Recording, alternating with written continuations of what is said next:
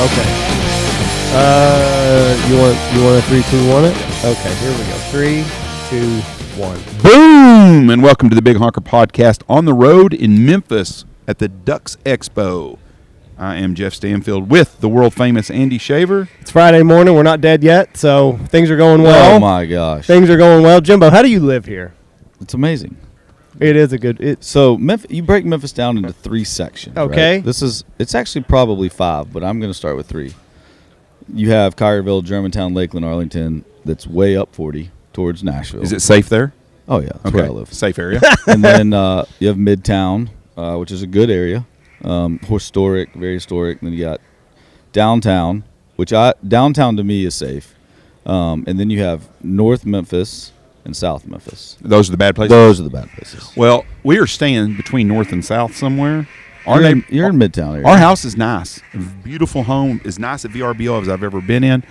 But you get 3 or 4 blocks away, it gets pretty sketchy pretty fast. It's like that everywhere, though. But what happens is Waze and Google Maps and all those, they don't know don't know which way to go. So it's like when you get downtown, when you got to go downtown, it's like you got to go down this road. And to get downtown, there's a loop. Memphis has a loop. And so, Poplar and there's a bunch of roads that run parallel to each other to get you downtown. But to get to those roads, you still got to go through the back road. So, it's... What place did you send me on when I was here for the Shin Festival? That 240. I sent you on the loop. I sent you on the racetrack. He did. He did. Fast. I was going at least 15 over the speed limit. I don't know what the speed limit is there. I was going 15 over. I was getting past like I was standing still. Yeah, I remember Jessie telling me when I came out there in November, she's like, we were going fast, and people were passing us like we were standing still. Well, we were talking to Jeff Jones before we got on here, and he said that a lot of times, or sometimes, I shouldn't say a lot of times, they will like block it off. People will stop in the middle of the road, and then they'll get like Hellcats out there, and then they'll do donuts, and then you're just stuck on the 240 that's until they're done. Jeff never comes down here. He lives in Mississippi, but that's what's on Instagram and social media. Those. Oh, okay. So he's never witnessed it. No, he's never witnessed it. No. There's no. Jeff Jones, no, he's never down here. So he's not going. He's not ghetto busting ever. No, absolutely not. Well, I always consider myself kind of street savvy. I don't get worried about stuff. But when it gets dark in Memphis, I'm ready to go to the house. I just don't want. I'm getting older. Now, when I was younger, I wouldn't have bothered me as much. But man, I'm gonna tell you right now, we went into Bass Pro yesterday, and this black guy got out of a car next to me, and something came up about crime. He told me, he said, y'all need to be careful down here. He goes, it's not safe to be on the streets. He said, don't stop at a red light at dark. Roll. Roll. Don't come all the way to a stop. Is this true, Jimbo? Tell us how to live here for the weekend so that we make it back to Texas. Because we got a lot of water and we got a lot of grain, so it could be a good goose season, and I want to make it to it. I don't want to be a statistic. I come down. There's a lot of police presence this weekend downtown, but I come down the same way every time, and I park in a parking garage, and I go to into the Forum to see the Grizzlies play or something at FedEx Forum, and then I park in a parking garage and go watch the Redbirds play. And other than that, I don't come downtown much. But you don't worry about it. You're from here, and I'm sure it's like everybody else. You just see the stuff on the news. You see the stuff on the news. I think it's like people that like go hunting for the first time, like turkey hunting in Texas, and they think that there's a rattlesnake under every bush. Yeah, absolutely. And there were a lot of people last night. Main Street here, that's in front of the convention center that we're sitting in.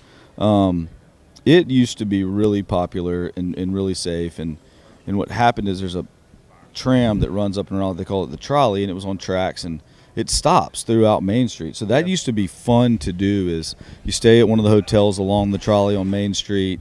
You get on the trolley. I think it's $1 to ride it, and you can get. There's tons of great restaurants on Main Street. So Tuesday, I took a bunch of guys to lunch, and we were going 0.8 miles walking, but it was 115 degrees. We could have easily hopped on that trolley and been there in 2 minutes, but instead we had to get an Uber, go all the way around the one-ways, and it took us 15 minutes to get 10 minutes to get there. And it's like, that's some of the frustrations that I have with Memphis is like, we need to take more pride in those kind of fun things that kids would love to do, ride up and down Main Street on a trolley that are very, very safe.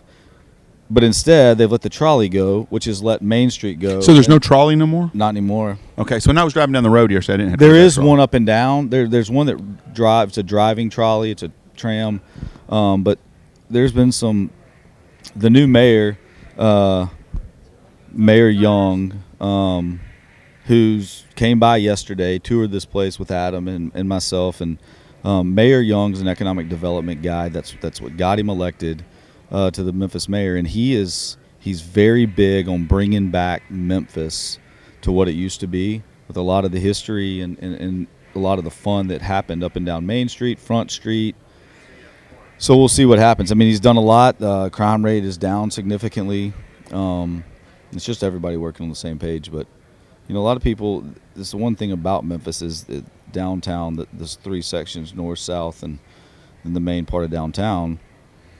The river keeps all of it right here. And so that's the hard part. But you hear there are just as many issues in other parts of Memphis as you hear about downtown. It's just when it happens down here, it gets exploded on the news. But I love Memphis and Germantown, and I take pride in it, and I hope that we can get it under control, and I think they're doing a great job of doing it. And it just needs, we just need a few more things. Hotel would be a big one, and the mayor talked about that yesterday, that this convention center is spectacular. It's an amazing But venue. the hotel across the way is not as great. And the next one that's also part of this is not as great. And so if they can get the Sheridan redone, and then they can get another hotel downtown, this place will explode. And I think all of that will help Memphis. I'm not a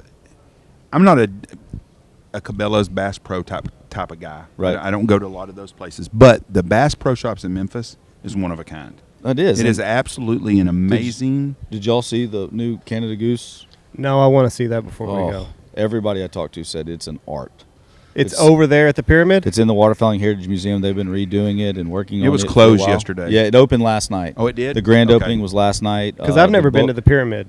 Oh, dude, you got to take the kids. They're going to love it. The trees with go the on moss Sunday. hanging on it, and say it's an amazing place. Alligators. 10 years ago, the first time I went in it, I told Michelle, I said, "This is one cool place." And I like going at the Waterfowl Museum. I've been doing it a long time, so a lot of those people I knew that were in there, and a lot of things, and I'm impressed with it, and always have been. And it's definitely eye candy for Memphis. Absolutely. And this convention center is nice, but we've got to figure a way to get the homeless people out of these big cities and Where are you gonna put revitalize them. I don't know. I don't What's have your idea? I don't have an answer for that, but San Francisco is another iconic town. Mm-hmm. Nobody wants to go to it no more because all the crap goes on there, and they've got a lot. Their politics are different than Tennessee's are. I know that, but we have lost so many of these big cities in the areas with a lot of history. When you go, I was in Detroit. Me and Michelle were in Detroit in the fall. Detroit's got so many cool old buildings and architecture and stuff, and it's starting to come back a little bit. But it was just dilapidated houses and stuff, and it just kills the towns. And for years, people has moved away farther and farther from the cities, but they have to work in the cities. If you make a place safe where you feel good, then it feels good. Fort Worth, Texas has got this place called Sundance Square. When you go to Fort Worth, you're safe down there. You don't feel out of place. Boston Commons in Boston, I feel safe at. But that's what I would like Memphis to do, because it has got a lot of cool history. Nashville, do you feel unsafe when you're on Broadway in Nashville? I don't. Not Broadway, but people would say the same thing about being on Beale Street. I You don't haven't feel, when you're on Beale Street, you don't feel unsafe. But when you get $5 a to get onto Beale Street. Well, 10 now. Oh, is it's it? probably 15 this weekend with the expo here. That's what they do. That's smart, mark it though. up. It is, but Chicago. Let's talk about. Chicago's an example. Yeah. They would be known as a very crime-ridden state and city, and I had friends that just went there for July 4th. My mother and father-in-law go every year for July 4th, and they love walking around downtown Chicago. But I would have, if I went to Chicago, I'd feel the same way probably people do here, Right. that it's not that safe, but you got to know where to go, and I think that I'm hoping, my biggest fear, and I've told Dean Dennis, the executive director of the convention center, I met with him years and years ago about hosting this. He asked me probably 18 months ago what was my biggest concern, and my number one concern to him and my priority was security and safety. Yes. And Memphis police have jumped all over it. We've had the team. I'm not involved in the actual logistics and planning of this show like Logan and Dana and Alex are, but that team met with Memphis police, the chief of police in Memphis, and numerous times down here, and they mapped it out in St. Jude. Everybody loves St. Jude. St. Jude does a Memphis Marathon here, and they have 30,000 people running the streets of Memphis every year. It's in December. It's always during the split. Are you doing that? So you're doing it since it's a split? Oh, no. I did it for about 5 years, and then it takes me 2 weeks to recover. It's like jiu-jitsu. I know what you mean. We need to talk about that. We will. We'll get into it. Yeah, so he told me the day he was going, and they don't have any problems down here. And they do the welcome party here and everything here at the convention center. And a lot of times the Grizzlies are playing at some point during that weekend, and people will go there. But to me, the similarities of the weekends could be a lot alike, and they kind of mapped out that same type of plan in Memphis this weekend. And I mean, something could always happen, but I feel like we have done everything we can, and our power in the city has done to keep it as safe as we can this weekend. Well, I always judge people on what they can control. I don't care what kind of business you're in. What you can control is how I judge you. The things you can't control is you can't control. So if you're in the hunting business, you can't control weather, whatever it is. Same with the airlines. If you fly an airline and it's weather delayed, that's not on the airline. That's just weather. Yep. But when it's mechanical crap and all that stuff, that's on the airlines. Well, we've done a lot of hunting shows over the years. I mean, lots and lots of hunting shows for years and years. I've never been to a more organized event, outdoor show, hunting show than what I had here. It reminded me of college move-in when we moved the boys into college. People, yeah. Coordinators. Yes. We pulled in down here, and first of all, everybody on the dock listens to the podcast, I guess, because I talked to a lot of guys at the dock that knew us. The ladies at check-in were wonderful. They got our passes. The guy goes, back your truck in. And that guy that works at the dock down there, he's got to be kin to David somewhere because he looks kind of like David. Will, it's his son.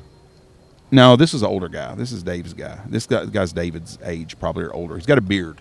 He looks kind of like Schuessler. I don't know. Has to be his cousin. No, I don't think It's so. the older guy, Ed, maybe. He was in charge. Oh, Ed Kircher. Yeah. No, that's Tammy and Ed Kircher. Tammy is our senior advisory vice president for event management, and actually that's where David is now. He'll be running in here in just a little bit, but that's her husband, Ed Kircher. Oh, he does a great job. He don't put up with no crap. No. He's a control guy, but super nice guy. Anyways, he had us back in, opened up the back of our Tahoe.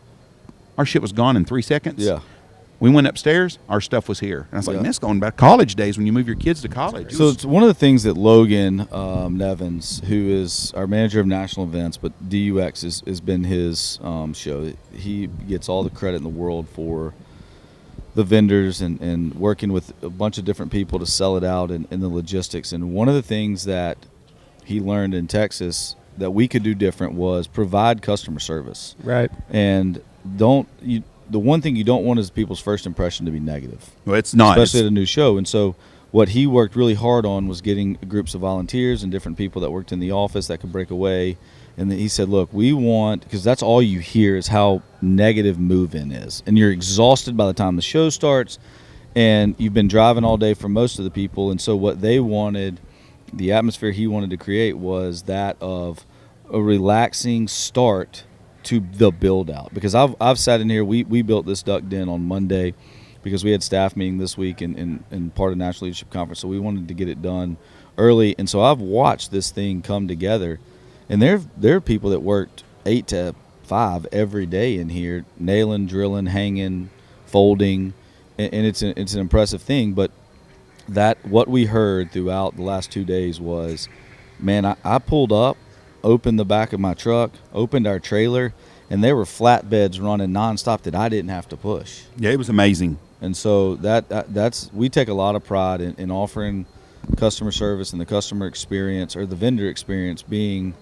that of very high and something that not everybody can offer. But it's what DU is. We're 30,000 volunteers strong, and everybody that's working, most of the people that are working outside of the team that's running the event are all volunteers, and everybody that was on that dock this weekend are all volunteers. Yeah. And so they volunteered their time to make the vendors experience and to represent the brand of Ducks Unlimited in such a positive way that we wanted people to show up to the booth with a smile, not totally dripping wet, sweating. And Adam has walked the floor. Our CEO, Adam Putnam, has walked the floor 3 or 4 times in the last couple of days, shaking hands, telling people thank you. The opportunity that these vendors have is our regional directors are all here. So all 91 regional directors, all 9 regional online fundraisers, and all 7 of our youth engagement coordinators, which are our field staff on the event fundraising side, they're all here. And they're going to be looking around and walking around and buying things for their events and working with their volunteers. And that's something that we took a lot of pride in too, is having our salesmen, our faces in all the local communities at this show to walk around and cut deals and shake hands and meet people that they've only talked to on the phone. And I think that you're a prime example. Both of y'all are a great example. They know that David and I have been on your podcast and that we have this podcast partnership going and the pride we take in y'all and so when they got to the dock and they knew who you were, that's the same with the field staff. They wanted to meet, and a lot of people told us, hey, we want to meet Jeff and Andy. We want to meet the different guys that we partner in podcast and help promote Ducks Unlimited's brand this weekend. And I think that, to me, is what this is all about. It is a trade show. It is a consumer show. But Ducks Unlimited is massive, not only in our volunteer world, and we have 400 volunteers right now in a leadership conference that ends at noon. So when that ends at noon, they're all coming up here. So that's our, that was our gift to the show, is that we had all these volunteers here in town, but we also have the field staff and then all the people that just come to the show. You said Adam and Mr. Putman went and talked to everybody and visited. I was at lunch yesterday. Me and Acart and Dirk from Boss were having lunch yesterday, and that's one of the first things Dirk said. He goes, "You know what impressed me?" He goes, "The head honcho at Ducks Unlimited come and thanked us for being there." He said, "I've never been to a show where someone thanked us for being there." And he thanked them for being there. And that goes a long way. Customer service is there. But, Ducks Unlimited is a classy organization. Everybody knows it. We try. Y'all do, and y'all put on a class act thing. And if you're an outfitter or you're in the hunting world at all, waterfowl hunting, you ought to have a booth here. You're missing out if you don't. I mean, this is the place to go if you're a waterfowl hunter. What's going on at the office right now? Like, is everybody just all hands on deck for this, or we still got people that are back there with the X's and O's of Ducks Unlimited? They're enjoying their day. Yeah, Jimbo's out of the office, so they're having fun. My team is working around here somewhere. I've got 3 or 4 different teams around here working, but I'll tell you, the unsung heroes, our warehouse staff, Larry and his whole team down there, they're the unsung heroes. They're down there shopping. I mean, they're down there shipping. Because our field staff never stop. They're sitting in these meetings. They're still forwarding orders. Our volunteers that didn't make it this weekend, they're still placing their orders for upcoming events. And when we get out of this show, that lever goes into drive, and a fall event fundraising season starts, they're still shipping. Okay. But they got to come down here yesterday. David had an all-employee staff meeting for everybody on the fundraising team, warehouse, membership. And they gave the opportunity for anybody that wanted to come down here and volunteer. We gave them all complimentary tickets to come. That's the one thing about Adam Putnam and David Schuessler and all of our chiefs really in general is they know what this means for every single division of DU. Conservation, media, and this is truly probably one of the biggest crossover departmental events that we host, because every single person's involved. We got conservation doing seminar stages. We got our development team walking around and thanking donors. We got the event fundraising staff walking around buying stuff for events. We've got our media team hosting this on YouTube all weekend. They're also walking around getting still shots. I mean, every single department, every single person at Ducks Unlimited, no matter what they do, have had hands on this show. I mean, our shipping team's been shipping stuff to us all week over here. They packed all the boxes and brought it out here. So it's a really all hands on deck. But there are some people at the office, and that's just what DU does. We never stop. I'm going to talk about the history of Ducks Unlimited. Okay, Ducks Unlimited was 1936? 37. 1937 it was founded. It's a little off by a year on my history. I'm getting old. Missed it. So when y'all first got started and you grew, because as a kid, I started looking at Ducks Unlimited magazine probably around 1976. Probably when I was 8. I read a lot as a kid. I loved to read still. And I used to, one thing I complained I had about DU magazine, it was every other month. Right. Instead of every month. But I used to love to read the picture. I just liked the pictures and reading the stories in it.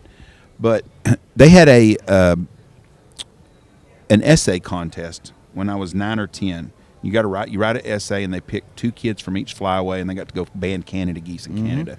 Man, my dad sat down with me and rewrote this beautiful essay. My dad wrote more than I did. And I just knew I was going to win that sucker. And I didn't. So I've got a complaint with someone over that still. Yep. But anyways, they sent me everybody that entered got a David Moss, I think was the artist. Maybe Probably, they sent everybody a deal, and I wish I had it still. But back then, it was still huge, but it wasn't like it is now. When did the crossover go? When y'all started doing so much clothing and all that kind of stuff, where y'all have, because y'all have all kinds of gear to buy.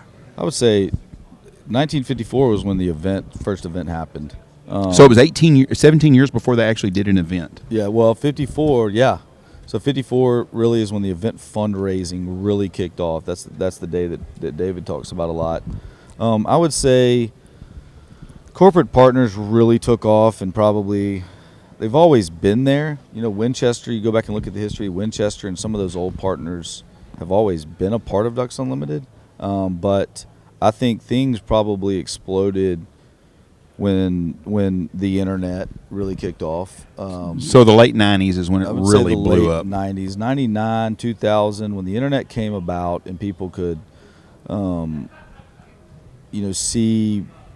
go to the website, and then you got to have, now you got to have not only a great looking magazine, but now you got to have a great looking website and what it can offer. And then it was probably all editorial.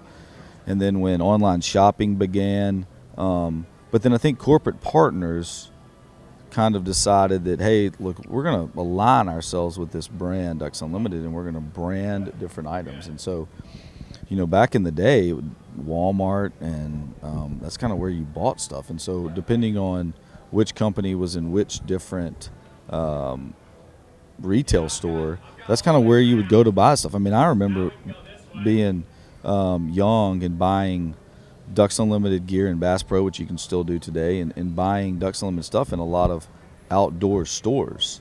But it's very interesting to see how it's exploded. I think the internet's brought it a lot. Talked a lot about this the other day. The fact that you can, influencers and pro staff. I think the pro staff world used to be a big deal, and now it's more of the influencer and the ambassador world. And I think when those people started, and I said how I thought that those people have impacted trade shows more than anything else, because people want to go to these shows to meet these people, instead of going to the old Waterfowl festivals back in the day. I mean, I remember going to Max as a kid, and that's where I hunted, so that was the year I went. And I'm sure there's the same things that y'all had in Texas, but when you would go to those big shows and you'd meet the guys that you watched on the TV shows. And now you can just go to trade shows, and companies bring these ambassadors in, and you have the opportunity to meet them. But, I mean, Ducks Unlimited, I would say in the last 10 years, Ducks Unlimited's focus has shifted more towards keeping our roots in conservation, but using companies to help us grow our brand. And because they have a vested interest in conservation, they have a vested interest in what we do.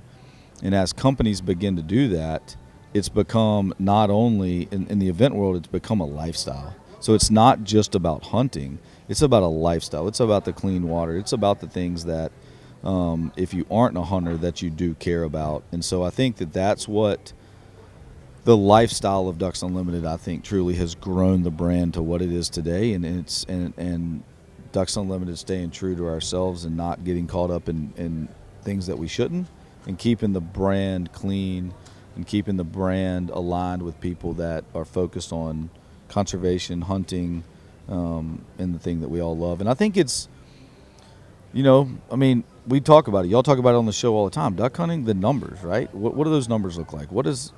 Ducks are down. Everybody knows that. If you don't, you're blind. And Dr. Mike Brazier standing right over there, he has a lot of shows, and he does a lot of talking on our conservation side about what the duck numbers are and what it looks like. But I think people now care. They know that they have to do something.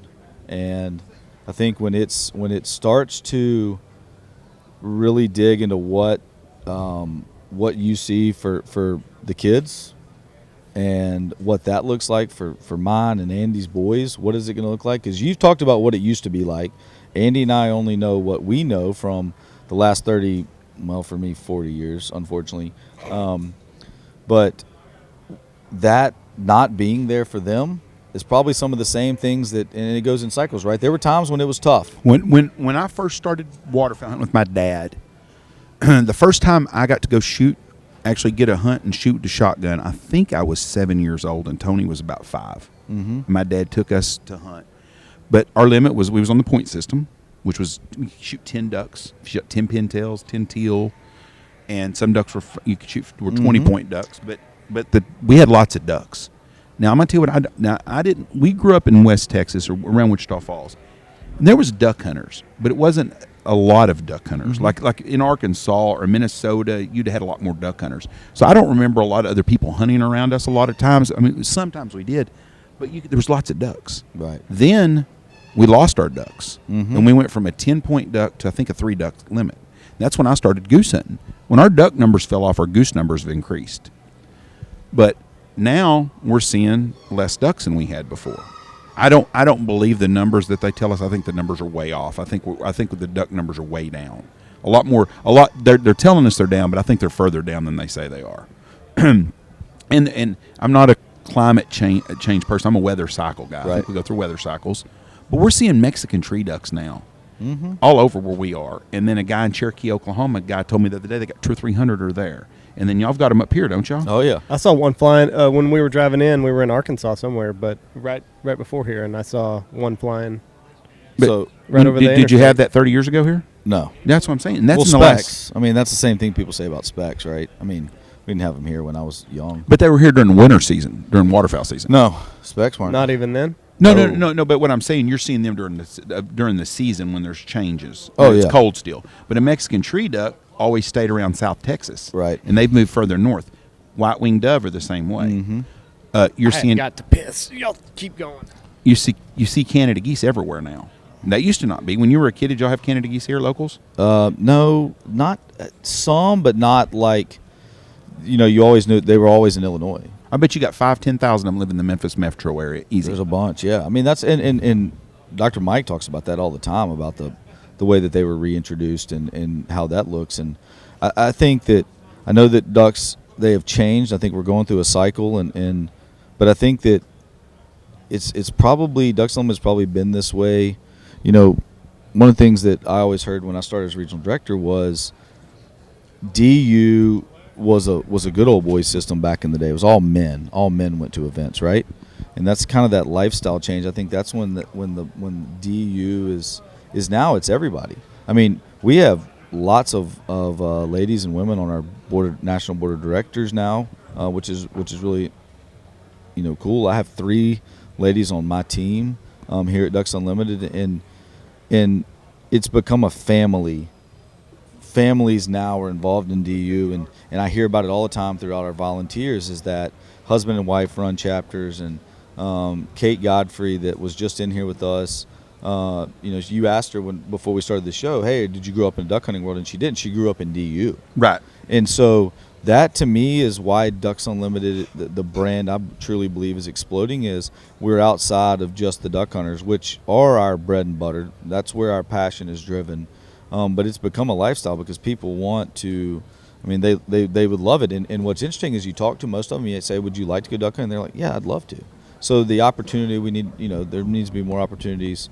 But that's what drives so many of our chapters around the country are different. It brings a group of people together that are passionate about wearing the duck head, and they understand that we all have to do something to continue to grow conservation and continue to restore wetlands and do what we're doing all across. And I just love watching the people like Kate, who her dad was a senior vice president when I first started. She was avid on the university chapter at Oklahoma State, and now has served this summer as an intern. Her internship goes through the end of December. But she has just fallen in love with DU even more now, seeing how volunteers and staff work together to continue the mission, and it's huge. And that's what keeps me going, is that I don't want 15 years from now, I don't want to be sitting here saying, man, we have been in a long drought for ducks. The numbers have not come back, and I think that hopefully, I truly believe that we go through cycles, and I think we go through weather cycles, and you're a weather guy. So I truly believe that, I don't know. We're wet. It's yes. We're wet everywhere, and that's good. And Very. We need the wet. And back to DU. You know, another thing that I've noticed in the last 10 years, when you talked about people about it used to be just men. My clientele when I first started in business was the same guy every time. It was a 25 to 55-year-old white man, and that's who my clients were. You know what? We have a woman at the lodge almost every day now. That's awesome. We have people of color every day. I didn't see that 10 years. They didn't hunt. The people of color didn't hunt as much as they do now. I saw Cam Williams. That's what's so cool. Cam's a great dude. So cool about what the hunt y'all that we did with y'all. And Cam texted me.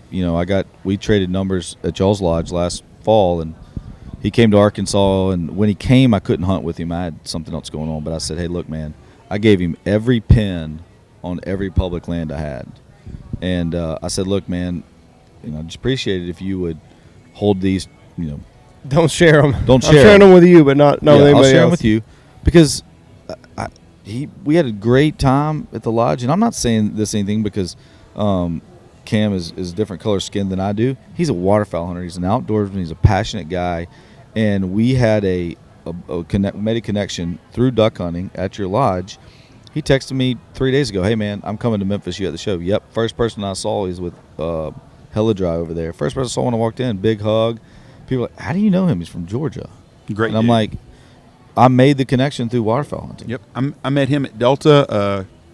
I met him at Turkey 2 years ago, and then he was at Delta, I think, or another hunting outfit. I saw him there, and we got to be friends. He's a super good guy. He's a police officer. I was a judge. We have a lot in common. Waterfowl's a common bond. Oh. And I tell people that all the time. If you go to a hunting show anywhere in the world, you're going to see waterfowl hunters. Yep. But when you go in someone's office and they got a DU print, you've got something in common. I don't care if it's an attorney, what it is, you can get a common bond. And waterfowl hunting is a common bond. And waterfowl hunters are different than any other hunters in the world. There's deer hunters, there are elk hunters, but waterfowl guys just have a different connection. Mm-hmm. You see an old decoy, it's just something to start talking about.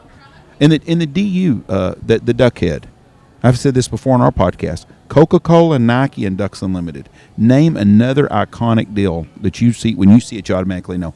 Apple Computers now maybe is the next one. But most brands don't have. So whoever come up with the duck head, whether it's a pintail or a mallard, I know that was It's a pintail.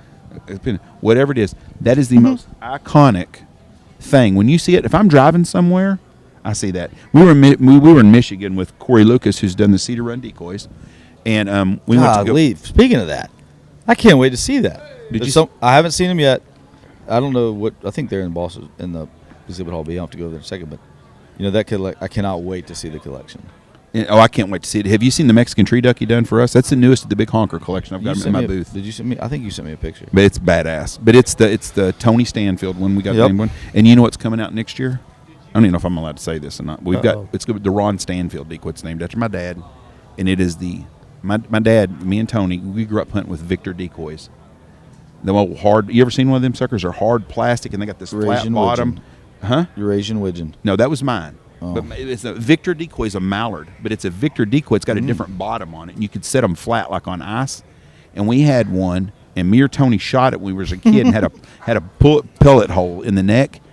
My dad's decoy's coming out, and it's going to be the Cedar Run's going to have a Victor mallard with a hole in its neck. A hole in the neck. For my dad's going to be the Ron who shot it? Stanfield. I guarantee it was Jeff. That's why he said me or Tony. Me or Tony. I don't know. A long time ago. I don't know. A long time ago. I can't remember. We had the cold weather that you heard about was in 1982. We had this Pacific. We had a polar vortex, and it was cold.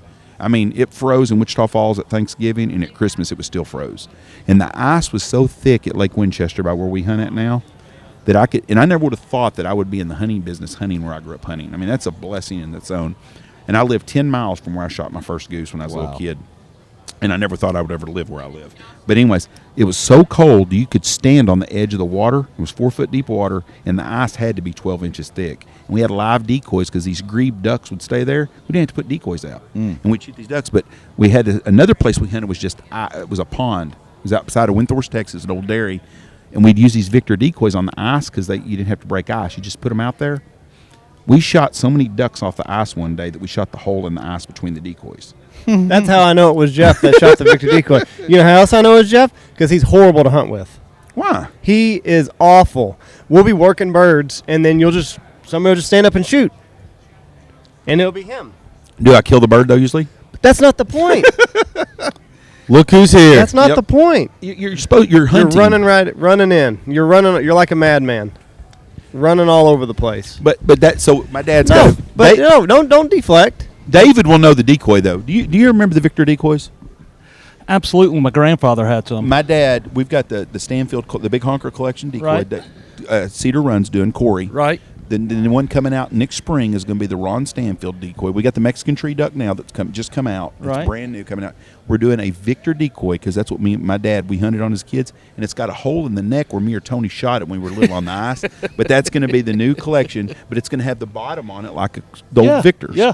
And they're heavy as hell. Yeah. You could kill somebody hit somebody with one of them things. Absolutely. But that's what, as a kid, we had some of those as a deal. And they're giving me hell over here because a good hunter shoots first. He doesn't wait. He doesn't wait for everybody else. Jimbo's talking about letting somebody shoot Are you a before quick him. shooter too? Okay, see me and Jimbo in the same boat. Time out. But Jimbo probably waits for everybody else to be on the same page. Jimbo just doesn't. We're not working birds, and then It Jimbo just depends. stands Time up. out. He's shaking his head. It depends on what's going on. So David and I have a very. We've hunted just the two of us. Probably I can count them on one hand how many times that's happened. We did it in rocking chairs one day, which was probably one of the most fun hunts we've ever done in a tree line. But we don't. But when we do, there is no calling the shot. Yeah, you know when to shoot. We do, and it's always always which bird on which side puts their feet down first. Yeah. But the other one will always somehow we always end up crossing to shoot the one in front of the other one, and then it's a game, and it's so that's why. And I do, and there's a story about some black ducks last winter that came in to my hole, to our woods hole. And I was may have had some corporate partners there on the hunt that were hunting with me, and I was cooking, and I had a spatula in one hand, and my shotgun was right there, and I was calling and working these ducks, and they turned in the sun, and I noticed they were two black ducks. Oh, you got to shoot them. I dropped the spatula, picked There's up no my rules. gun, No picked rules. up my No gun, rules never on, said exotic. never said Something shoot else. them, and shot them both, and a high-ranking volunteer with Ducks Unlimited looked at me and goes, I can't believe you just did that, but I am proud because there was I've never done it. Did you get them mounted? They're at the taxidermist right now. Those are trophies. I shot some when I was a kid. And that's the only one I've ever Well, shot. yeah, in Arkansas, a black duck. I mean, it's not super rare, Right. but it is no rules. The only time we've ever killed them at home was we killed them during the cold vortex Yeah. of 82. Well, that's what happened. That's what happened last year. I mean, it was frozen for 4 days, and we were beginning the thaw. And I'm sure they were just flying around looking for open water, and that's where they found it. And They didn't find it for long. they did not. Well, I'll never forget the day. That's I a mean, cinnamon it's teal where we are now, and we kill a cinnamon teal every year. We've got one place, and it's got water on it this year. What? And we'll kill. We've Yeah. got one place that we kill cinnamon teal on. The every West year. Texas Timber Hole. Yep, and we will have. It's got water this year, so when you guys are up there, y'all can go hunt there. But we kill. Actually, we've killed more than one cinnamon teal every year, and I don't know why. There's cinnamon teal on. It's the only place out there. Isn't that weird how Yep. It's one spot. it's one spot One and spot. there's just something about it? Yep. Well, it's like Mill Bayou in Arkansas in Ringnecks. Ringnecks. Yeah. I mean, ringnecks go to Mill Bayou in Arkansas. It's south of Stuttgart in the DeWitt area, and the guys that hunt it all the time. I fortunate enough to have a lease down there 6 or 7 years ago, and they tell you still to this day, if you need, I mean, the ringnecks are always there, and they're fun to shoot, and guys love to do it. And if you do it all the time, it's probably not as fun, but there's something about shooting ringnecks that Yeah, just, when it's a slow hunt, they'll save your butt. it's like spoonies. Do you have you hunted? I'm going to ask ducks. you as the older guy here. Have you hunted at Catahoula before?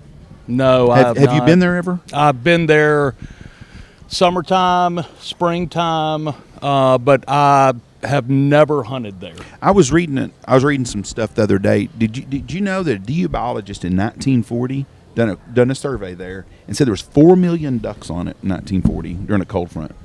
Wow. That's a ton of ducks on one Careful, place. Jimbo. That's a lot of ducks. How many ducks are on that famous? And I've got that print in the lodge. The what's the hole up here at Stuttgart that's so famous?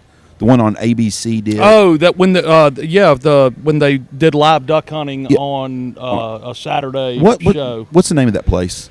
Good God. It's a famous hole, and I could tell you that 9 out of 10 times. I can't. We've think got of the it print now. in the lodge. Yes. I walk past it every day. And we have it at our club, and if I have not been operating on 5 hours sleep for the last 3 nights and trying to hold 3 events at one time, I could. But anyways, well, that's only supposed to be 1 million ducks on that deal. That's what they estimate. Could you mean 4 million though? Could you imagine that? And I know his numbers are skewed a little bit, but let's just say it's 3 million. That's a ton of ducks, and that's it's more than some states have at one time. Yes, and I've never seen nothing like. I'll tell you what I have seen before. I was fortunate enough when we first started hunting, started our business, back in the early mid '90s. Let's say we would winter 1 million small Canada geese, and so I've seen big flocks, big bunches of birds. But we had a field one time. We got a field that's 1,600 acres, 1 wheat field. And the feds were there one time. They said we had 100,000 geese on that field one time. That is 2 miles of geese. That's 2 miles of geese. And that's what it was. It was 2 miles of geese and a half a mile wide of solid geese through there. And it's funny, guys. I want to hunt right there tomorrow. Well, it's not as easy as you think it is when it's a big field like that. No, because it's not. They can land a half mile away and be in the same field. That's right. Do a lot of hiking and walking. I'm sitting here trying, and I know that people I'm trying to pull it up. I don't they're have like service. Schuessler. You have to know what it is. I don't have good service It's not the King's in here. Hole, or I can't think of it. No. I want to ask you a question real quick while Okay. you're on here. I'm going to put you on the spot. Hook and Gaff Watch Company. Mm-hmm. They're coming out with some Ducks Unlimited watches. Am I catching That's you? right. No, Okay. I saw it the other day. I'm wearing one of their watches now. Great watches, Yep. great company, and they're so proud. They've got 4 watches they're coming out with y'all. Yep. And that will be part of the merchandise stuff for 2027 or 2026. It won't be in the events. That is Okay. one of our corporate relation partnerships. Okay. And so what happens there's a lot of different revenue streams inside of Ducks Unlimited, and some companies that don't want to limit to, I just want this at the 1,800 dinner events around the country, they will form a partnership and a contractual obligation with Ducks Unlimited to use our marks, and then they can sell all of those that they want to. Well, I wear their watches all the time. They make a great product, and I love their watches. But anyways, they're really proud of that. And that's not one of the DU ones. No, this is just, they haven't got the ones yet. Right. I kind of saw it. I don't know if it was in the magazine that I was flipping, one of our magazines we were flipping through the other day, or something that came across my email. But I'm excited about that program.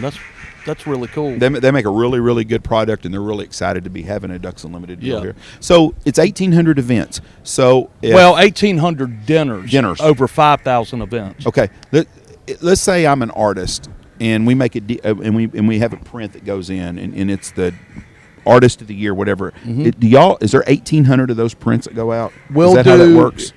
In general, yes. Prints will do about 2,000. Will be we estimate will be used, because some of those will be used in our online auctions. Some of them will be used at some of the other secondary events that we hold. But the package art, you're looking at about 2,000 that are going to be issued out there. And there's people that are collectors that will go to multiple events to try to buy something just to get that.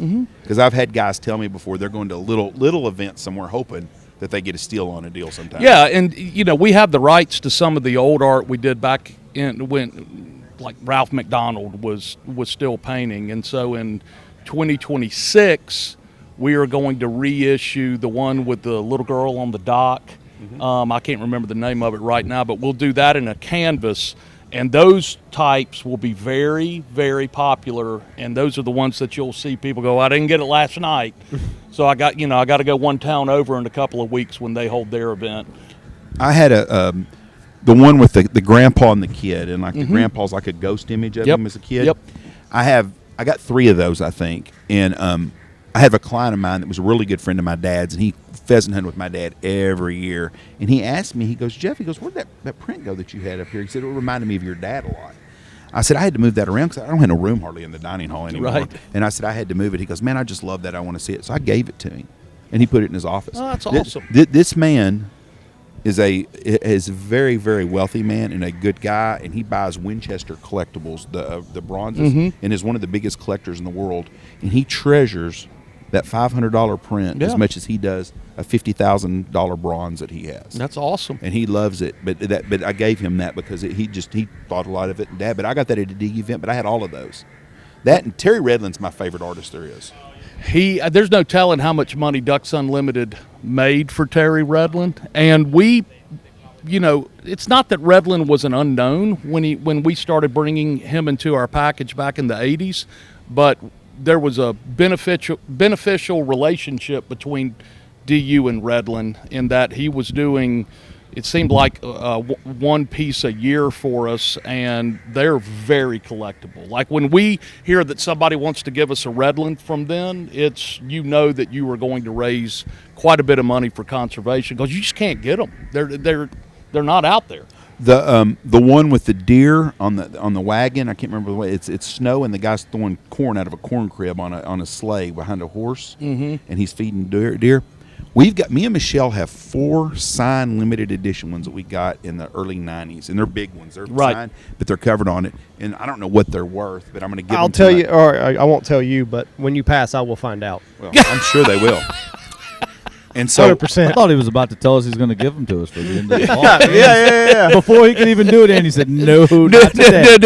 No. Those are mine. my grandkids are going to get those. I'm going to leave all of my stuff. Oh, so it's going to skip No. me. Maybe it won't get sold. I got to put kids through college. I hope my grandkids will treasure the things that I have collected over the years as much as I do, because they mean so much to me. I don't think. Did you treasure anything that Ron had? I've got that print in my office that my dad got. Ron had a lot of stuff. Dad had a lot of crap too. And though. you kept one thing. No, I kept a little bit of things, but my dad had given me when my dad was in 1957 or 58 in Buffalo, Kansas, the lumber yard. They used to get these big calendars, and they'd have these big prints, and you'd flip them over every year. And there was one of a guy's deer hunting. He's actually not deer hunting. He's got 2 setters, and they're pheasant hunting, and it shows a big buck right Coming through behind him. And when I was a kid, that was in my dad's office, and I loved that. And I asked him one time, I go, "What is it?" He said, that was in the lumber yard in Buffalo, Kansas. And he said, on January 3rd, I saw it. And I asked the guy if I could have it. And he said, "Yeah, when the year's out, Ronnie, I'll give it to you." And my dad said, "I was there on December 31st. And he said, that guy gave it to me and cut the calendar off. Yep. And he said, "Grandma, my grandma Stanfield framed that for my dad." And so I've got the same frame, too. I need a new frame on it, but it's in the pro shop at that lodge, and I'll keep that forever because it means something to me. Sure. And on the back of it, it says 1955, blah blah blah. And the artist, I looked up the artist, and he did 3, but he was kind of a graphic artist, not a famous artist. That was really popular back then. They took graphic artists to make those calendars because it was a corporate marketing deal. Yep. Yeah. And so it means a lot to me. So yes, I do have something of my dad's. One thing. One thing. You know what I don't He had have? 3 trucks full of crap. He had and a house and a barn. Yeah. So I'm glad you kept one thing. You know what I didn't keep, and I wish I would have? I had all his retriever trial wins, like silver cups and stuff, and I don't know where they went. I've got all my grandfathers, and I treasure I would have. them. I would give anything to have them again. I'd make. You know where those special are in my office? Oh, up yeah. high? Yeah. Those where those are. Yeah, those are my grandfather's retriever awards. It's funny that They gave silver cups, Yep, silver, like when bowls. I did not know yeah, those- they were- yeah, and bowls. What's funny, Jeff, that you're talking about this is yesterday morning, our fundraising team, development, and event side, we talked about this as a group about this largest transfer of wealth and the passing down of items that are coming now to Ducks Unlimited, which is where the Into the Vault is and where we're getting all this great stuff. But it's funny because Andy's over here laughing about you talking about all this stuff you're collecting and passing it down, and that's what's happening. And Selling it. our generation's selling it. Y'all are sorry. You know, You sold all of your dad's. I didn't He sell didn't kept nothing. one thing. He threw it away. That's even worse. I threw it never away. threw that away. It just got thrown away. There was a bunch of junk. Now I'm gonna tell you. Let me tell you another story real quick. Now Treasure to him, but it was junk to you. Right. you're into the vaults fixing to come up again. Yeah, it always opens the Monday before Thanksgiving. Last year we're sitting at the lodge having dinner. This one is night, great. And I got a deal on my phone. He goes, "What is it? Some bitch, somebody outbid me again on some shit." And Andy's sitting over there, and we start back and forth. And Andy's like, kind of smiles and shit. Don't realize we're bidding on the same shit. And Andy keeps bidding up my bid. I didn't know it was you. And then guess what I did with it? Ask Andy what I want. Gave it to me for Christmas. For Christmas. Oh, that's awesome. See there, Yep. and talks trash about me here there. But I we know, were I'm not bidding it talking up. trash about I was you. I'm like, just gonna sell all your son of a stuff. bitch, Michelle, your son's costing us money here. I'm trying to buy this thing. I think when you texted me that, Jimbo and I were hunting somewhere, and we started laughing. I had to pull off the road. Yeah. We were laughing so Yeah, I couldn't hard. believe it. It wasn't going to be my Christmas present though. If you didn't know that I was bidding on it, you weren't going to give that to me. You were going to put it with all your other crap. Maybe The best, not. I think we went and looked back. You can log into the system, and when the system's over, and you can go in when the whole thing's done. You can go in and look at people bidding, and I think y'all were doing it like a minute off. well, Like yeah, it was I back was- to back to back for there a little bit. Well, you got to be aggressive in these things. Yes. So like I don't want to get outbid for very long. I want these people to know that. When I I'm didn't know it serious. was Jeff, I wanted them to know, like, hey, I'm serious, and I'm gonna bid over the minimum here to let you know. It ain't like eBay where you push the button with 2 seconds left, hope you get it. I want these people to know that I am in this to win this, and then I found out it was Jeff. So Was Into the Vault your idea? Yes. That was a hell of an idea. Woo, what a good idea. And literally walking through the warehouse, Adam Putnam, our CEO, who walked by a minute ago, we went into the warehouse when you could hardly drive in Memphis during COVID, right? And we were just looking around, and he's pointing to the top of the rafters. He said, "What is all of that?" And I said, "Those are things that have been given to us over the past 2 decades that we just haven't figured out a plan for." And he looked at me and he said, "Sell them." Well, okay, I've been given a directive, right? And so I'm sitting there and I think for a couple of days, and I go to him. I said, "I think I have an idea." I said, let's have this big national online auction and sell this stuff, but you're going to have to allow me to bring some staff in because we have to start photographing it and, categorying everything. And he said, "Do whatever you have to do." So kind of Adam and I started it, and because of this greatest transfer of wealth, we thought it was going to be 2 years. It's just the stuff that continues to come in, and they're treasures. And it's Christmas Day. Let me tell you a story. Yeah. This is a great story. I like to call this story "They're Still Out There." Okay, so we get a box of decoys that was sent in from one of our chapters, and we open it up, and there's some old G&H's, some of the old carry lights that were made in Italy. Mm-hmm. And there's some wooden decoys in there, and we're looking at them. And I am not a high-end decoy collector, but I know what a high-end decoy looks like. Know just enough about it. And so I see this one, and I said, "Ooh." And I tell the lady that runs it for us, Julie Sanderson, I said, "You need to research that one. Like, go figure it out." She comes back, and she said, "It's a good one." I said, "Okay, cool." So I call the guys at Guyette and Dieter. Well, good guys. And they know it all. They know it all, and I said, John Dieter, I said, "John, I think I got one," and I sent him a picture, and he said, "How many of those do you have?" And I said, "I've got one." And they are so generous. They will sell our really when we have that type of stuff donated, they will sell it for us in their auctions and take just a minuscule percentage. That's the way that they give the Ducks Unlimited. It sold this past weekend for $19,200. That's amazing. Oh, And it's still out. They're out there. They're out there. They're out there in attics. They're out there on people's shelves, and they box them up and they send them in. He's an interesting guy. I had a decoy I was proud of. Showed it to him. popped his bubble. $32. It was an old cedar Canada goose decoy, and it looked cool. And I was like, I want it. Jeff was like, "I bought this for $500," and But- they told me it was a collectible. But kind of like that piece of art, if it has value to you, then Yes. All that it's matters. invaluable, That's right? exactly right. That's all that and I matters. was all proud of it. He told me what it is. I told myself I'm still gonna keep it. Absolutely. I'm not gonna sell nothing anyways. We were in Maine. No, you won't. We were in Maine 3 weeks ago, and I found 2 wooden Indians. And so the lady quoted me a price for one. I want to buy both of them, and I'm going to buy them. I got to figure out how I'm going to get them home though. But you can't find wooden Indians hardly at all. And I got a really good deal on this, and I think I'm going to buy them. Be something else these kids will just give away, but those things are valuable. as Yes, could they be are. If you can find Absolutely. them, they're hard to come by. Hey, Jimbo, what's the picture from Arkansas with all the Yes, help mallards? us. Where Claypool's Reservoir. Claypool's Claypool. Reservoir. Yep. Good gosh, thank you very much. We've been racking our brain. I tried to Google search it. I had a don't have brain freeze on it. service. Yep, that's a Claypool. Claypool's Reservoir. And I'll tell you another funny You know what thing we about- should have done? We should have pulled people off of walking by to see if they test their waterfowl knowledge and see how many people knew. With this crowd, it would have taken one. Yeah, everybody knows. What's the most that famous? old guy in here, and he could have told us right off. What's the the bat. most famous, waterfowling picture of all time? None of us could Arkansas? remember. Yep.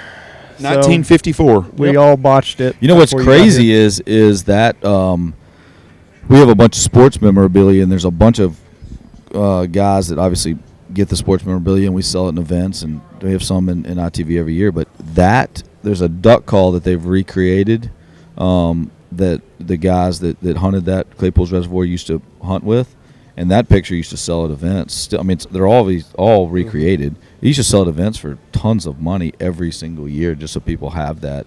That picture? Oh yeah, I've got the one. A guy gave it to me as a gift. I'll tell you a funny story about the Into the Vault. So, my good friend Steve Barber is a big time DU sponsor forever.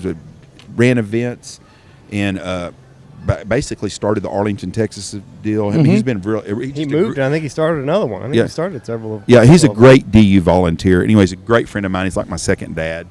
Anyways, Steve came and he brings me his stuff all the time. He's going through that phase where he thinks he's going to die, and so he wants to make sure he get all of his stuff. And I've been the benefactor. He gave me He gave me some decoys that was his grandfather's. They're over 100 years old, a pair of mallards, and they're in my office. And but anyways, Steve comes up one time and he leaves. Well, y'all sent us some stuff from Ducks Unlimited the same time he left, and it was the old coffee mug. Yep.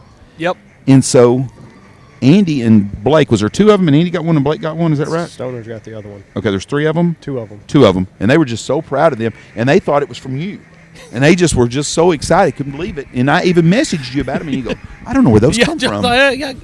Couldn't place that one. I'd go down to Jimbo's office. Jimbo, did you send them some old coffee mugs? no. Maybe y'all ought to redo those again. Old coffee. Before I do that, I got to do Andy's, 1999 cup that he bought off the first End of the Vault. That's what we're talking about. I didn't buy that. I got that. I don't think I bought a coffee mug. No, Steve Barber gave it to us. That's the one we're talking about redoing it. He thought it was. He thought it was. Was it a Remington? Maybe even stuff on it. No, it's No, it would've been Advantage Win- Wetland. Yeah, it'd have been Winchester.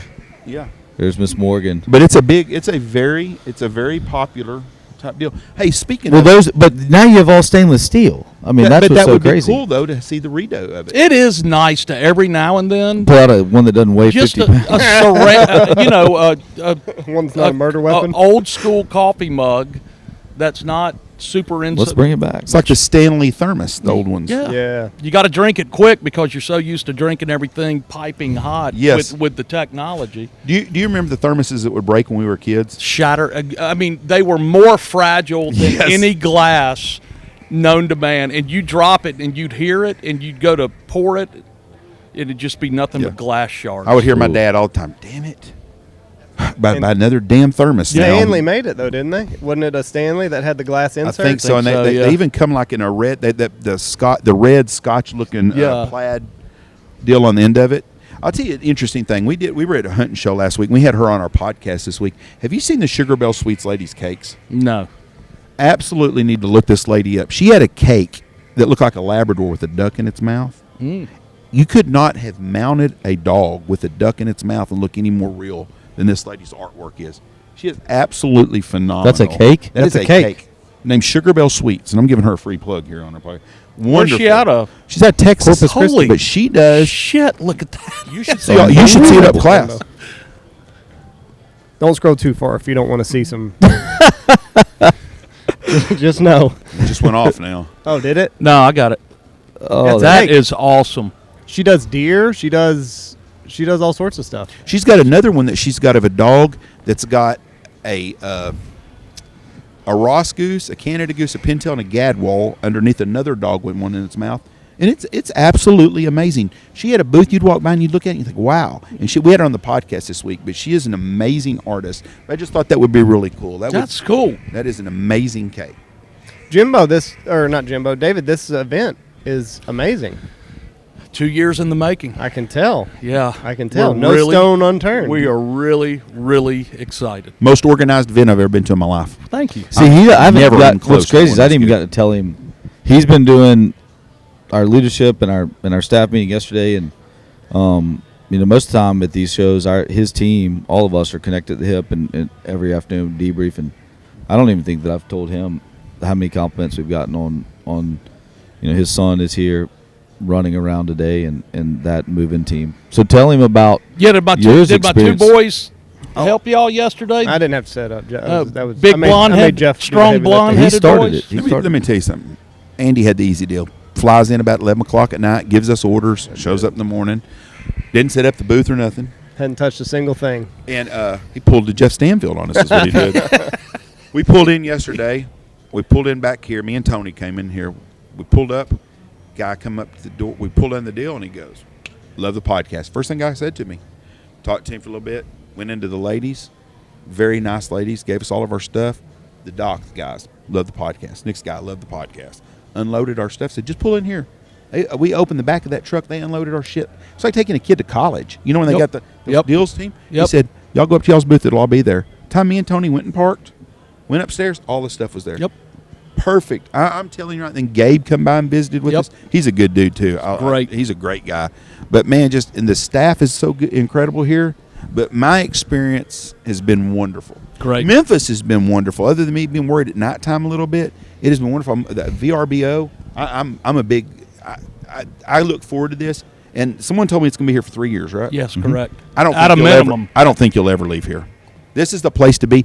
It's going to be hard to leave here. Yeah. I've been doing waterfowl. I've been doing hunting shows for years. The location is 100% of what you need to be at. Memphis is the right place for a duck show. Well, the Mississippi River is a 7-iron away from where we're sitting right now. Yeah. I mean, we are in for this part of the world, right? We are in the heart of where it all happens. If you drew a map from here and you went 300-mile circle, there's more waterfowl hunters there than anywhere in the United States. It's a big reason why we're here. This is the place to be. Mm-hmm. I mean, I'm in West Texas. You couldn't put this on in Texas. It's not a Texas show, especially West Texas. Even Dallas-Fort Worth is not meant for this. This is where this needs to be at. And so many of the companies represented here, certainly not all of them, but so many of them are well within that 300-mile circle. I mean, it's there. A lot of the industry is based in this Mississippi Delta area and then over into Arkansas. And guys, I hate to do this. There is a leadership conference going on right now, and in 5 minutes, I have to go and talk to those people and release them. You're a busy man. We know. We got you. We got you. You got the air conditioner pulled in here. It's now 66 degrees. It's went up 2 degrees. It's cold as hell in here. I told him we put it on snow. It's on snow. I love snow. This is a great venue, great place. Went to Ducks Unlimited yesterday. Was so disappointed. Wanted to go up and go to the Waterfowl Museum. They had it blocked off. Bass he said Pro. It opened up last. I mean Bass Pro. What did I say? Ducks Unlimited. I'm sorry. The Bass Pro and went up there, and I can't wait to go over there again. Yeah, it's like a $20 million goose decoy collection. That's why they unveiled it last night. When you come back, you got to come to the office and see the Cedar Run decoys. Oh, I can't wait to do that. Michelle's yellow decoy is going to be with it too. Yep. The St. Jude's decoy, I think. It's it's already out. It's already there outside of Jimbo's office. Mm-hmm. Oh, it is. Yeah, we brought those home. Oh, that would make her feel so good. All right, you got to go because it's a 5-minute. Okay, yeah, baby, I got to go. All right, love y'all. Bye. Talk to you later. Otherwise, Where's that now? Your So- headquarters only 5 minutes from here. No. It's about 10 minutes up the road. Is that where your office is? Mm-hmm. I have an office. David, that's where David's office. There's 180 something people in there now. Rachel, do you know? About 180, yeah. So we're building offices all the time, and we've doubled our employees in the last 5 years, mainly on the conservation side, because what DU does, it's different than most, is we actually move mud. I mean, we move dirt. Right. It's engineers, and that the whole conservation team has just exploded recently, and a lot of them are engineers and biologists and tech people, and they're dirt movers, and that's what special we do. But there's a ton of people out there. All the chiefs are in that office, and magazine departments in the back. But you got to come, because the thought when we talked to Corey Lucas, who we met last year at y'all's place, which I've told David, we met more people and made more connections last hunting season, but at y'all's place than I have on any other hunt I've ever been on. Corey Lucas and Cedar Run, he came to Memphis after he left y'all, met with him, told him our vision of what we wanted to do with his decoys, and he's delivering that collection this weekend. So next week they'll be putting his entire, and I think he's staying to do this, but he's putting his, I think it's 44 birds. Wow. I think his total collection, he's done one of every species now in North America, and it's going to be on display full time. He got the measurements, and he got brackets to put on the walls to put each one of his decoys, but his collection is going to go in our event fundraising area. Cedar or Corey, he's an amazing person. Yeah, and he loved doing it, and then he's going to work on the geese, and he's going to do all of the geese next. But he said, hey, look, I'm going to focus on the ducks first, and then I'll finish the geese, and it'll go in there with them, but it's all going up. So that we're really excited to have that collection. He's got some of the ones he's never done before on display here at the show, but super excited. Then, Bryce Elder, pitcher for the Braves, had an opportunity a couple weeks ago to go watch him play. He hooked us up, and boy, he's a good guy. My son's a big baseball player. Bryce is going to come out and hunt with David and I this year. That, and then Cam and Dirk, and it's just, we have a good time at our place. And here it's fun because it's not a big family reunion, but that's what trade shows have kind of become, and a lot of people brought spouses and their kids. My kids are excited to come back out, and I know that they want to meet Andy's boys, and I think it's going to be fun. So Bryce, he signed a baseball for my oldest. Well, we had a little sandlot incident. My youngest played with the baseball outside. It's the only one he could find. Hits it. It was about the time of year where we were getting a whole bunch of rain, so streets are flooded and everything. So this baseball that Bryce signed, signature's gone. It's all cracked. It's muddy. But Reese found it, picked it up in the yard, and he was like, he just had this oh shit moment. And I was like, what's wrong, bud? Bryce, this is the ball that Bryce signed. I'm like, well, you can get another one. I can get you That's another priceless. one maybe. But What'd Jameson say? it's the only ball I could find. That boy don't have no. That's like my daughter, Leela. She does. I mean, Yeah. But Reese bawling, crying, like you'd have thought. I mean, it's just you'd have thought that somebody just smashed his foot in a car door. Sandlot The moment. way he was just wailing. that movie's been on TV a lot lately. And then Jameson just like, I couldn't find another ball. The greatest movie. It's one of the greatest movies of all time. Yeah. Sandlot. Have you met have you met Corey's daughter yet? Mm-mm. Oh my God, she's something else. firecracker. Lily, woo, she's the brains of the operation. She's 13, Really? going on 28. She was at the show last week, and like she had Corey like on a schedule of where he needed to be. Like she came around with like a clipboard and like, all right, Dad, we got to go here now, and So awesome. very organized. But she's a young girl. How old is she? She's 13. She's 13. And Smart as a whip. acts like a 30-year-old. Well, I am. It's amazing. I keep looking at this clock, and it's 45 minutes till this show opens, and the excitement that I have, and watching everybody move about in here. I just have such a good feeling, and I'm so glad that we got to kick off this show with y'all, and because y'all were with us in Texas. Yeah. I moved you out, Andy and Jeff. It's where I met Jeff the first time in person, but we had talked before then. But we had a lot of fun things tonight. We got Mossy Oak. There's something going on with Mossy Oak. They're doing a big party tomorrow night. We got Sportsman's Bash here, sold-out event right after the show closes, and then got another after party, and then we have the calling contest and the World Cut Down contest. If Shin's event is like the one that we had last week, it'd be a really good time. It's going to be. It's at Minglewood Hall here in town, which is in Midtown, good part of Memphis. We're going to Great Uber part. down there probably. It's probably going to be really close to where y'all's Airbnb is, I bet. Okay, well It has We'll to have be. we'll have to leave the kids with Tony's daughter. Tony's daughter just graduated high school, and Yeah. I was like, well, She's I said, babysitting. I told Michelle, I said, we can go they got an after party, and we'll go to like we did last week, and I said something about it, and Tony goes, oh, yeah. He said, I can go. He said, Kylie, I'm telling her she's watching the kids, so Andy and Jesse can go too. I said, Yeah, okay. hell yeah. There you go. So everybody's We've got 2 drinks. Courtney texted me Tuesday and said, hey, we've got drinks. We had drinks last week. We want to add y'all's drinks. And I was like, well, that's easy. I mean, I decided it, which I probably should have asked others, but they'll be fine. So You gotta take the bull by the we have the horns. Speckle Belly Slam Oh, hell yeah. and the Honker Delight.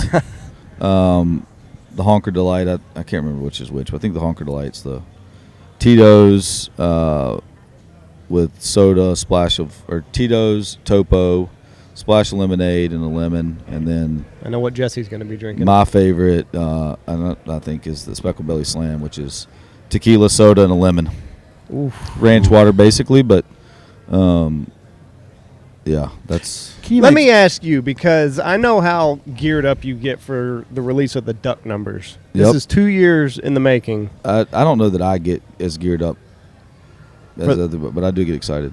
So where does this rank on that in comparison to the release of the duck numbers? I think this will totally top the release. feeling of the duck numbers. Now, if the ponds had been as wet as I had hoped in May and during the breeding season, the May pond counts, and I know Dr. Brazier's going to probably tell me I'm completely wrong, but they weren't as great as I think everybody else felt with the weather, and so they weren't as strong. But hey, when my anticipation, when the May pond counts are really high, and we do have that, and I do get excited. Sometimes I'm like, oh, North Dakota came out the other 2 years ago with, they had an unbelievable hatch, and then the numbers were down, and you get, oh man. And last year there was some positives. There's always going to be a positive, but this right here, yeah. I mean, my excitement. I bet for our biologists, our conservation team, they feel the anticipation. They work so hard for the media release and everything else leading up to it. That's probably what they're feeling right now. These are our people on the event fundraising team. This is our group of people. This is the people we work with. Our volunteers are here. Our staff is here. Our corporate partners, our podcast partners, our the guys that we make one-off deals with. They're all here in this room. So to me, this is personally, and how hard that I know our team has worked on this, and what this is. If this goes off as big of a success as I think it will, in my career, the team that worked on this, I would truly believe will be one of the biggest accomplishments on a collective group. Now, it's hard to compare when we have record-breaking years again. I mean, we 12 million or 1.2 million acres conserved this year. It's the highest we've ever done, and that's mad, incredible respect for that conservation team. But I'm so excited. I mean, we kick off this show here in just a few minutes, and I run nonstop. You guys are coming back on with Duck and Carter tomorrow, and then y'all got a group of people coming in with you on Sunday. And this duck den where we're sitting right now was 2 years ago when we had it here, probably 18 months ago. I was sitting around talking to Clay Baird, our senior media director, and I said, man, I want to bring the podcast. And I've talked to y'all about it, and everybody that I've talked to leading up to this, and I would just spitball ideas to everybody. What do y'all want to see? Well, we wanted it to make, number one, make it easy for y'all. You don't want to travel with podcast equipment. And got with Chris and Rachel and said, hey, this is our goal. This is what we want to see happen. And all of this was built at DU. Our manager of building services, him and Miguel, they built this den wall here with the electric TV and the electric fireplace and the TV up there. Our front gates up there were built by a youth engagement coordinator, Scott McFerrin. It's a part of our FFA booth. These walls are part of that. The sign right there was built by a volunteer that says Duck Den. Like, this was a collaborative group. I drew it out on a napkin, and then volunteers and staff made this Duck Den happen. And then Service Master, a local company here by Cornerstone, sponsored our Duck Den, and that's where the Restored by SRM came from. And here it is today. There's a legend. Yes, it is. There he is. Mr. Ramsey Russell. You're walking in. We're going to have duck numbers will be up next year because we've had such a wet summer, and the water's going to stay. So we're in good shape water-wise. Jeff's stepping on out there. We will be, because that's an early call. We got water. It's August now, so the water's going to stay through the spring and summer. So we're through the spring, at least we're good on that. Before we get off here, there's something I do want. Logan, MVP. Absolutely. Done a great job of this. I mean, a wonderful job of getting all this organized. And, I was texting him, I probably missed a little bit on that coffee mug earlier, texting him back and forth, and I said, what's up? And he said, man, I'm down with the ticket takers. and they're down there, and he has been to so many shows and watched so many people and done so many cool things. There's another legend right there, Dennis Suck. I love him. We just had him on. Him and his wife are amazing people. To move from Montana to here. He's going back though. He said he's got drew this once in a lifetime elk tag, so he's going to be up there for a while. Still has a house there. Oh yeah, he's not going to leave his house there. But anyways, yeah, Logan has. And you know what's funny is Dana Barton, our managing director of national events, she's done these before. Logan did the 3 in Texas as an understudy to Dana. This is his. I mean, he 100% has took this show and kind of run this because she had our staff meeting and our national leadership conference to focus on. And so, yeah, he's the MVP of this duck show, and then he's got some volunteer partners. James Cook, who's going to be on the show here at 1 o'clock with David, a homecoming conversation, which will be live on YouTube.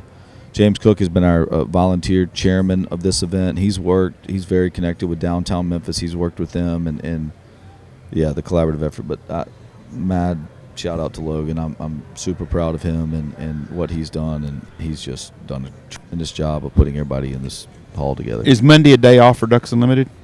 Does everybody get a day off Monday, or we all got to be in the office? No, the young lady right there is saying, no, I got to work Monday. She's got to work. Well, she has to get you all these shows. Yeah, you need to work. No, they're. My team is meeting back down here Monday to tear some of this stuff down, and I've told the kids they can come and help me. They start school on Wednesday, but I told them they can come down here and help me, and I think people will take a big sigh of relief. But what's funny is yeah, everybody's put a ton of work and effort into this, but guess what? When those regional directors leave here and those regional online fundraisers, when they leave here, it's all gas.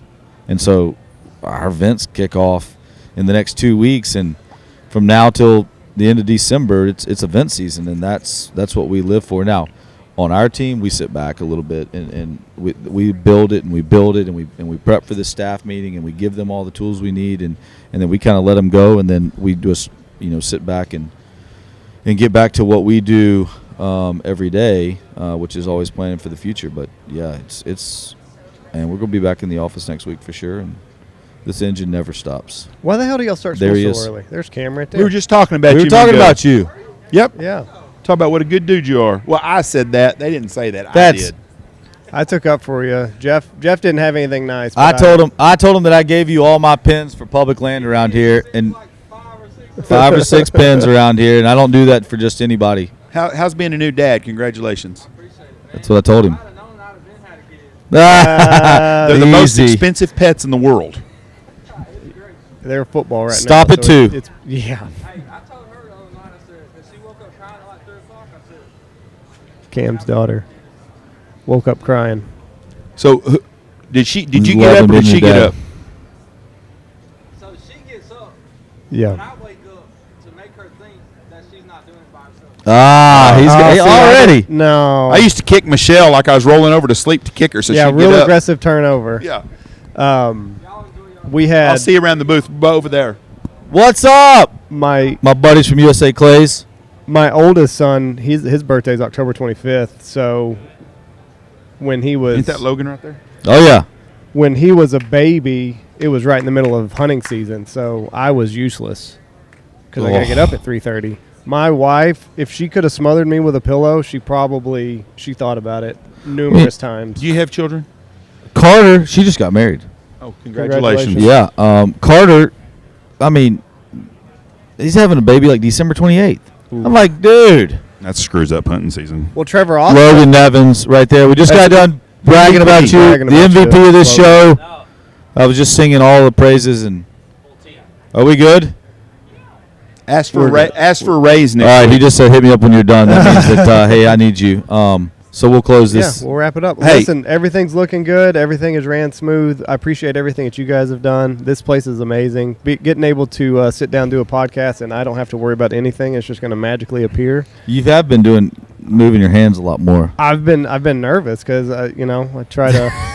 I'm not used to just sitting here and being able to talk. So And have fun. It's out of my wheelhouse. But no, seriously, this place looks amazing, and all the props in the world to you guys for pulling this off. Hey, absolutely. Thank y'all for being here. Yep, and we're going to draw for the 1,000th episode giveaway. This sign on this Saturday. side over here, I don't know if they can see it in the camera, but we'll get a close-up of it at some point. But the vintage sign is going with your package. Is it up on the wall up there? Oh, that's awesome. The LED? I love that. Yes. We're going to throw that in for the y'all's giveaway. Awesome. We appreciate everything that you do for us. Yes. It's an amazing partnership, and we love being associated with you guys. And we'll wrap it up.